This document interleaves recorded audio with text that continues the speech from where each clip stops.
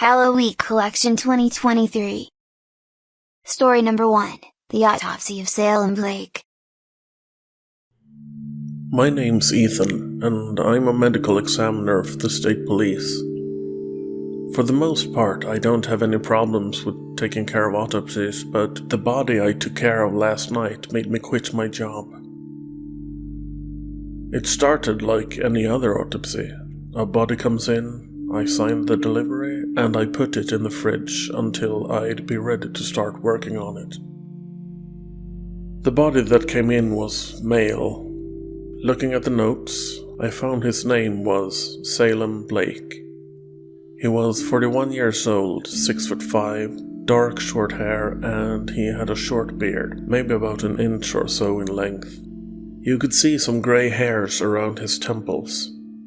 Looking at the head, I couldn't see any signs of trauma, and his green eyes looked normal for a dead guy. No signs of damage in his mouth or around the neck either. Checking his entire body, I could conclude that there was no obvious signs of external damage, except for a several-day-old bruise on his left hand. Sad, I said to myself as he lay there, his arms along his sides with the palms resting on the autopsy table. Mr. Blake was somewhat of a celebrity in a small town nearby. He founded a company that manufactures premium scented candles, and had made a lot of money by selling them both in stores around here and online with shipping around the world. As far as anyone in the precinct knew, he didn't have any enemies.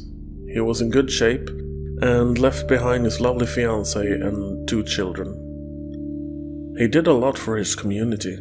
Helped with coaching the local juniors in baseball, volunteered in the soup kitchen in the city I work in, and he started a fundraising campaign to help build affordable housing to reduce homelessness.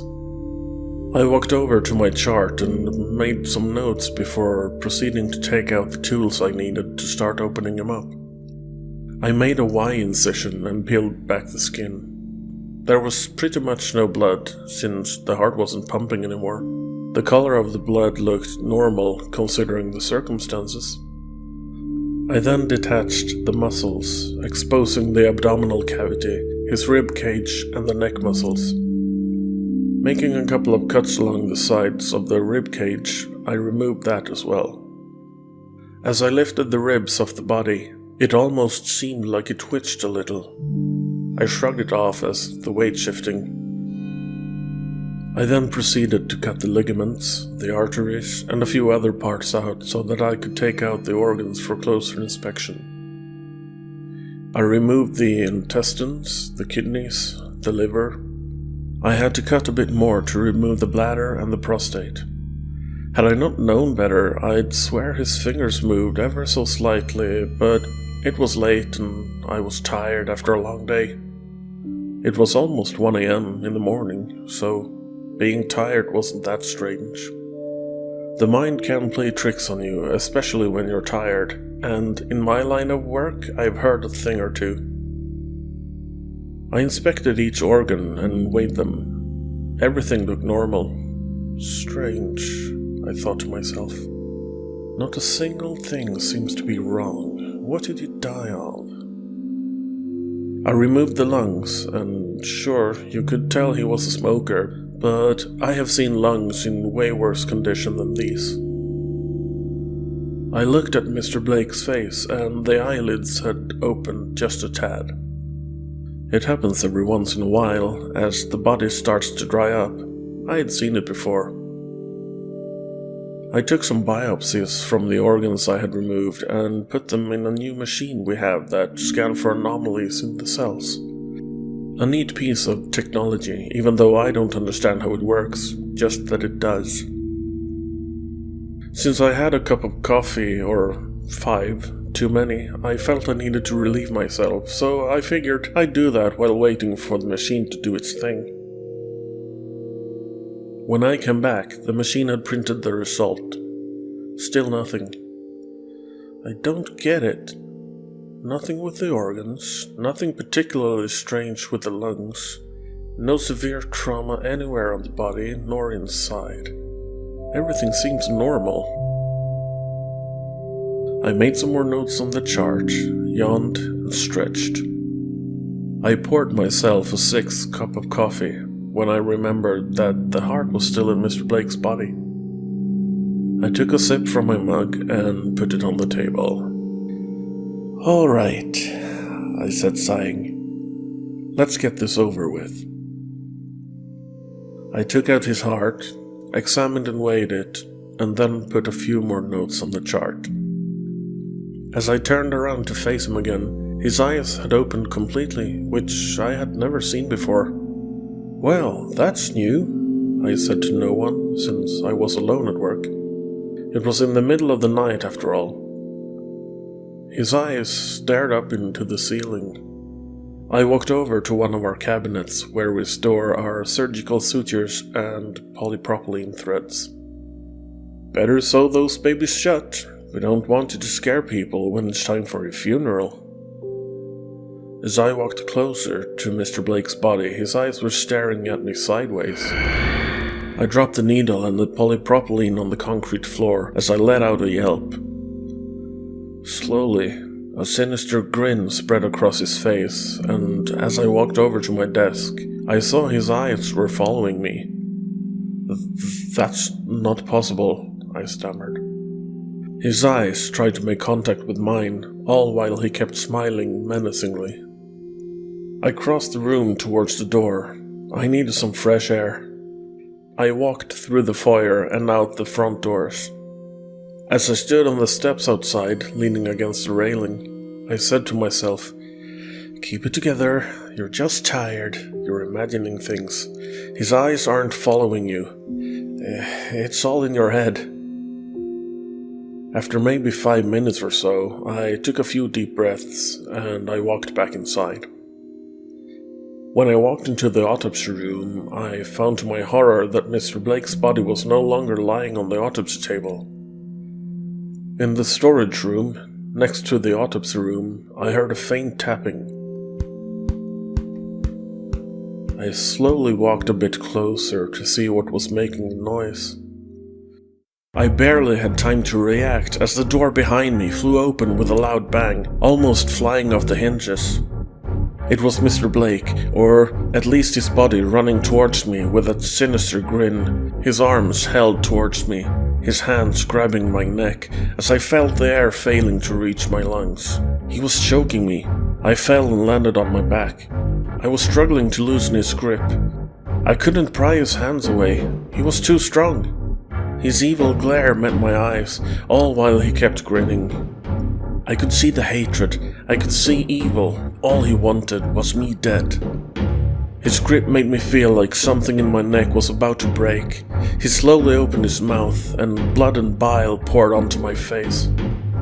I kicked and I fought with all my might, all while the light grew dimmer as my body started to feel the lack of oxygen. Finally, I managed to reach a jug of lye standing in one of the floor cabinets right next to us. I grabbed it and swung it as hard as I could.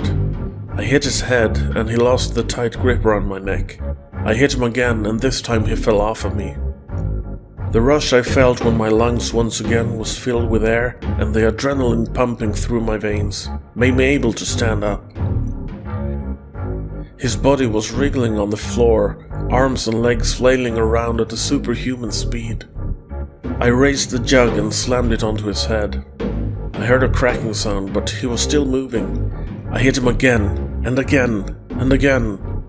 One last time, I used all the force I could muster, and I brought the jug down on his head again. This time, both the jug and his skull cracked, leaking a mess of brains and lye on the floor. Panting, I backed away from the mess, trying to collect myself. The body wasn't moving anymore. Mine, however, was. I walked out of the room, barricaded the door just in case, and I left. I was exhausted. While driving away, I left a message on my boss's answering machine, giving him my notice of resignation. When I got home, I took a long hot shower, and then I went to bed. I've spent this whole day trying to understand what happened last night. I've downed half a bottle of whiskey since I woke up a couple of hours ago. My boss, Dr. Lethe, has called me. I haven't answered. He's left several messages asking me to call him back. He didn't understand why I wanted to resign. He didn't mention anything about the mess left on the floor. It probably wasn't easy to see what it was, but it shouldn't be too hard to figure out. One of my daytime colleagues called. I let the phone ring a few signals before I picked up. Hello? Hey Ethan, how are you? A concerned tone in his voice. Liam, hey, I've been better. You sound a bit off. Yeah, I had a rough night at work last night. I understand. I've been there. I just got back from a week off and heard about Mr. Blake. Did Dr. Lethe tell you? I asked. No, I saw it on the news last night when I got back. I've been off-grid in the middle of the woods with no power, no electronics. Just me, my girlfriend, and nature. We rented a cabin. Sounds nice. Dr. Lethe has called me several times today, but I haven't picked up. I guess he's mad about the mess I left behind. Mr. Blake's body... What mess? He cut me off. It's a long story, and I doubt you'd believe me. No, seriously, what mess? Everything's spotless here. What do you mean, spotless? What about... I heard something at the door. Hang on, there's someone at the door. It sounds like they're tapping. I walked slowly towards my apartment door. Tapping? Not knocking? No, I replied. Tapping. I heard it last night when Oh no. I felt my heart turning into a lump in my chest, my breathing quickening, and goosebumps crawling across my skin, almost to the point of hurting as I looked through the peephole. When you what? Liam asked. Ethan? I kept hearing the tapping. Ethan, Liam commanded. It can't be.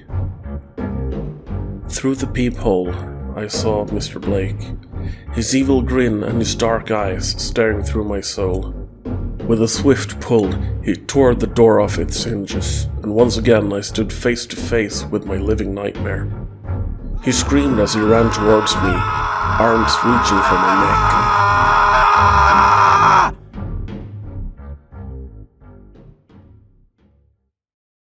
Story number 2, Toshi's Reflection.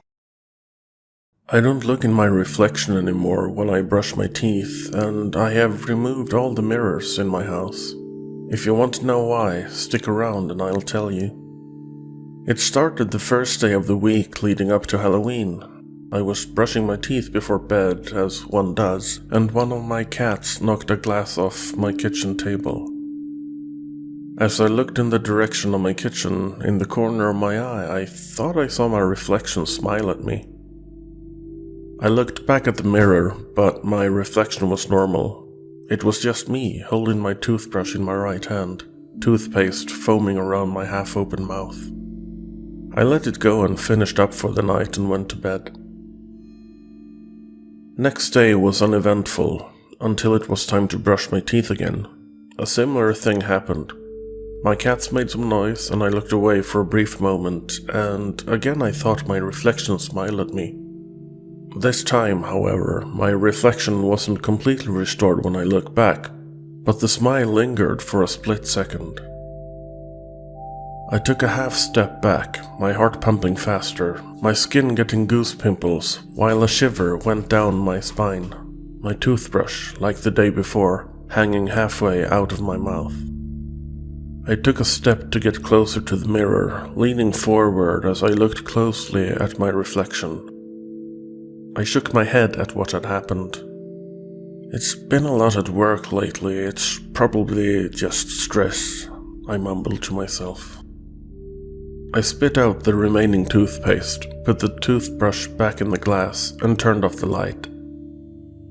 Before going to bed, I filled up my cat's water bowl. As Mr. Sandman was leading me off to dreamland, I thought I heard what sounded like someone softly knocking on glass, which made me come to slightly. I raised my head from the pillow and listened carefully. You know that gut-deep feeling of dread, like a sharp cold blade slices through you? That was my first reaction. After a few moments of not hearing anything else than my cat snoring next to me, I put my head back on the pillow and fell asleep. Day 3. My cats meowed at me as I was about to brush my teeth. They both came to the bathroom with their tails held up, circling my legs. They then walked outside while meowing some more, then came back in again. I put my toothbrush and the open tube of toothpaste on the bathroom sink and followed them to the kitchen where their food bowls are. "Oh, I'm sorry. I forgot to pour up your food tonight. Let me fix that." After pouring up food for my furry friends, I went back into the bathroom, opened the tube of toothpaste and put some on my toothbrush and brushed my teeth. When I was done, I turned the lights off and went to bed. Day 4. It was Thursday, second to the last day of the work week. A few of my colleagues asked me if I wanted to join their after-work activity on Friday. I said sure, since I didn't have any plans for the weekend and hadn't been out in a while. When I got home from work, I sat down by my computer to work on a novel I had thought about for a long time. I had planned it out to be a 3-book story, and I named the main character Theodore. I had trouble focusing on writing, though. Something felt off, and I felt a bit restless. I tried having a glass of milk. It didn't help, so I opened a window to breathe in some fresh air. I could smell the cold, crisp autumn air, filled with the smell of wet leaves and a hint of chestnuts. I heard a crash, and then one of my cats ran out of the bathroom. I saw my glass and toothbrush on the floor. "Oh, come on, kitty, you have to be more careful." Day 5. Friday. I must have had a nightmare because, as I woke up in the morning, I felt that the bed sheets and my pillow were a bit damp. I didn't feel too good either, so I checked my temperature just to make sure I hadn't come down with a fever. The coast was clear, but I felt like I needed a shower to see if that would help me perk up a bit. When I arrived at work, one of my co-workers greeted me with a, "Wow, you look like you've seen better days." "Yeah, thanks," I replied. "Rough night?" he asked. "Yeah, I guess. Maybe I had a nightmare last night, but I can't seem to remember anything of it." "You're still on for tonight though, right?" he wondered with a smile. "You know it. See you at Knock 'em Out at 6:30? Sounds good to me." We bumped fists and walked to our respective offices. That evening, after killing it at the bowling alley, I felt pretty good while we walked to the pub nearby. One of our co-workers had resigned earlier that day. He felt like he was overworked, underpaid, and that he didn't get much appreciation from the management. As his colleagues, or former colleagues I guess, we wanted to make sure that he felt that we appreciated him at least, and that we would miss him. Let's just say that Friday night was a smash hit, because when I got home that night, the floor in my house was very uneven. Had it not been for all the drinks, I'd swear my reflection grinned at me the whole time I brushed my teeth. Day 6. Saturday. I did not want to move a lot during the day. Someone had made some questionable decisions the night before, and I had to pay for them. I laid in bed until 5 in the afternoon, straddling the line between being awake and sleeping, all while my head felt like a drum kit used by a death metal band. My cats were sometimes sleeping next to me and sometimes running around the house while playing with each other. When I finally got out of bed, I filled a jug of water and brought that and a glass with me to the living room and sat down on my couch. I ordered a pizza before binge streaming the Lucifer show. I must have dozed off again, but I woke up to the tunes of Lucifer and Rory singing Bridge Over Troubled Water. In my opinion, one of the best versions out there. My cats had dragged a couple of slices of pizza down from the table onto the floor. Lucky I didn't order with garlic that time, since cats can't eat that. But they did clean the meat and the cheese off the slices though. Rascals, I chuckled. I did my usual routine for the night, and my reflection didn't act up, so I figured that I must have imagined the whole thing, even though strange things had happened pretty much every night thus far. I went to bed and fell asleep in no time. My head turned to the left, my sleepy eyes opened facing the clock radio. I saw it was 2 in the morning. The more conscious I got, the more I realized I couldn't move my arms, and I struggled to breathe. It felt like something heavy was on my chest. As I turned my head forward to face the ceiling, I saw me, or more accurately, my reflection. He had a menacing smile. I tried to scream, but I couldn't. My voice wouldn't leave my throat. He opened his mouth to speak. "Hello, Toshi. I've seen you this whole week, brushing your teeth, blaming the cats for the broken glass, thinking that you might be going crazy, doubting if you really saw your reflection fail to follow your movements. Who are you?" I finally managed to ask him, even though I already knew what he would say. "Well, I'm your reflection, but you already knew that." My heart was beating fast. I felt like it would jump out of my chest at any second. He slowly leaned closer to me, his face now only a few inches from mine. He spoke again. "Do you know why I'm here?" "No," I replied, still trying to break free from his grip. "Why?"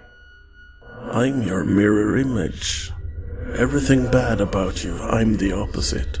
Everything good about you, I'm the opposite. My world it's getting boring. I want a change of pace, see something new, do things I can't where I'm from." What would that be? I was getting more irritated at this point, more so than scared, even though my fear was still very much present.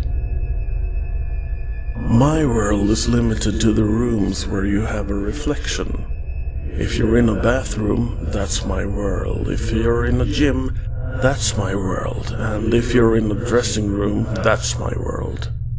In your world, I wouldn't be bound to just one room. I could walk wherever I want, do whatever I want.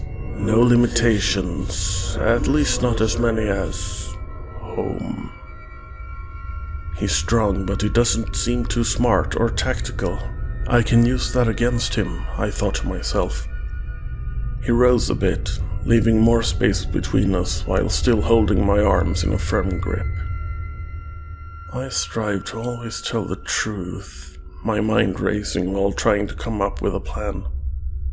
"You're my equal, but you're also my opposite," I said to him. "I mostly live a calm life, so what would be the opposite of that?" I asked him. With a sinister smirk, he leaned in again and spoke in my ear. "Wreaking havoc." He sat up. "Nothing in your world can hurt me, so the possibilities are endless." "What about mirrors?" I asked him. "Especially not mirrors," he grinned. Somehow, I had to get him back through the bathroom mirror. "Anyway, it's time for you to leave," he said. He let go of my hands, and I was on my way to try to attack him. He punched me hard in the chest, making me lose my breath. He followed up with a swift punch to my head, rendering me disoriented. I fell back onto my bed again, barely conscious. He stood up, grabbed me by my leg, and started dragging me out of bed and towards the bathroom. He was going to push me through the mirror, leaving me in his world while he would live in mine. I had to do something, but my body wouldn't listen to my commands. My arms and legs were limp. Come on, I thought. As we crossed the threshold to the bathroom, I was able to move a bit more. I was almost in full control of my body as he lifted me up to a standing position. I feigned weakness, relaxing a bit in my muscles so he'd think I was still dizzy from the blow to my head. He had to lift me up over the bathroom sink to be able to push me through the mirror. As he moved me into position between him and my prison-to-be, I grabbed my ceramic soap dispenser and in one swift motion, I turned around and slammed it in his face, breaking the dispenser in the process. The liquid soap got in his eyes, and one of the shards from the dispenser had cut his face, enough for him to bleed. He could get hurt. I had no time to lose. As he tried to get the soap out of his eyes, I used both my hands, grabbed the back of his head, and slammed his face as hard as I could down on the sink. He grunted in pain as I slammed his head down again. I wasn't nearly as strong as him, but I was the better strategist and fighter. While he was disoriented, I kept hitting him with all my strength, ramming him into different hard surfaces in the bathroom. He finally fell over. I tried to lift him, but the only way I was able to was to lay him over my shoulder. I struggled, but managed to get him onto the bathroom sink. The mirror was 3 by 3 feet in size, so it would be fairly easy to fit him. As I pushed him, he fell backwards through the mirror. Now what? I thought to myself. If I leave the mirror in one piece, he'll just come back through when he wakes up. Think, I grunted. A cast iron pan. I ran to the kitchen and grabbed the one I had on the stove.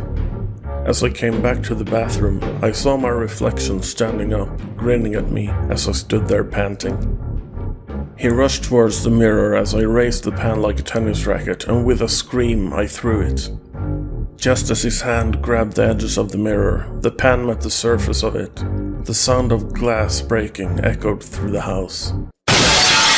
Still breathing heavily, I began to calm down. Slowly, I walked closer to the sink. I looked down at the broken shards that was once a single piece of reflective glass. I couldn't see him anymore. I rested my arms on the edge of the sink as I took a half step back and leaned forward, resting my head on my arms. A hand grabbed me. My heart skipped a beat. I raised my head, meeting his eyes in the cracked mirror. Parts of his face was in one piece, other parts in another. He glared at me with pure malice and hatred in his eyes, his grip firmer than ever.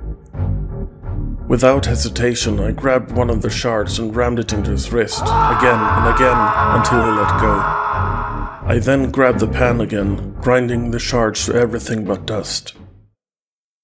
Exhausted, I collapsed on the floor. At least he couldn't get through now. After a while, my cats came hesitantly towards me. I reached out my hand, letting them smell me before I started petting them. I carry the trauma with me, and I now avoid mirrors. I had all the mirrors removed from my home. From time to time I visit my favorite pub, and as I sit on a stool by the bar, I can see my reflection, staring at me with a grin.